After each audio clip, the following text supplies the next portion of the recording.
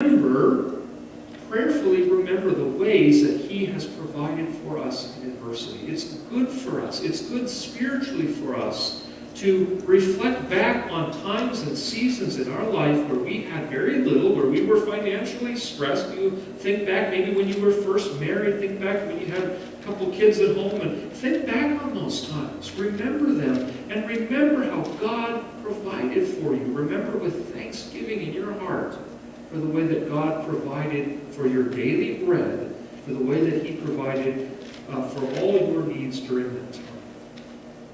That's the first thing God says. If you want to remember me and learn to obey me, you need to remember how I take care of you in adversity when you have little. And the second thing, meditate on God's provision during times of abundance. Right? God is saying to His people, I'm going to bring you into a new land. You are going to have more wealth there than you know what to do with. In fact, look at it this way. In verses 7 through 10,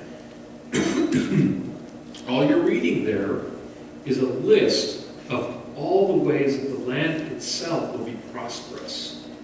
Right? Streams, pools of water, springs flowing in the valleys and the hills, a land with wheat, barley, vines, fig trees, pomegranates, olive oil, honey. Bread will not be scarce, you will lack nothing. The rocks are iron, you can dig copper out of the hills.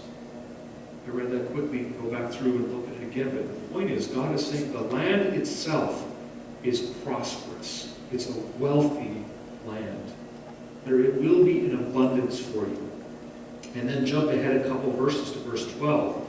In verses 12 and 13, you read the ways that the people would become prosperous. Not just the land, but also the people. You'll build houses, fine houses, and settle down.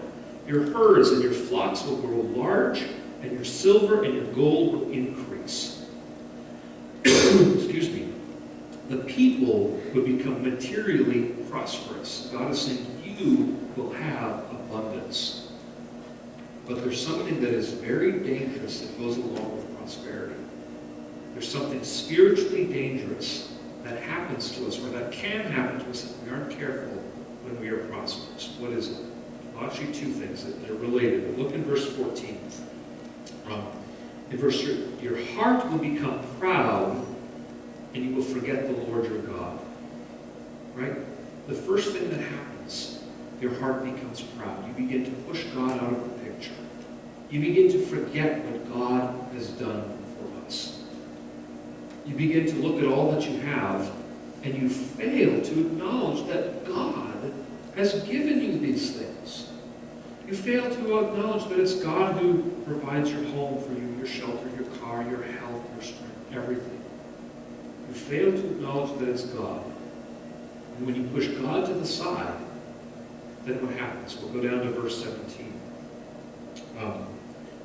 You may say to yourself, my power, the strength of my hands have produced the wealth before me. You push God out of the picture, and then you take credit for yourself. We were up in downtown Portland yesterday, or Friday, took the kids up and spent the day and get off at the Union Station there, the train station there, and then we walked a little ways to a donut place, Blue Star Donuts. And as we're walking, our walk took us through a lower income part of downtown where there were a lot of homeless people. Now I've sort of changed my thinking, I think by God's grace.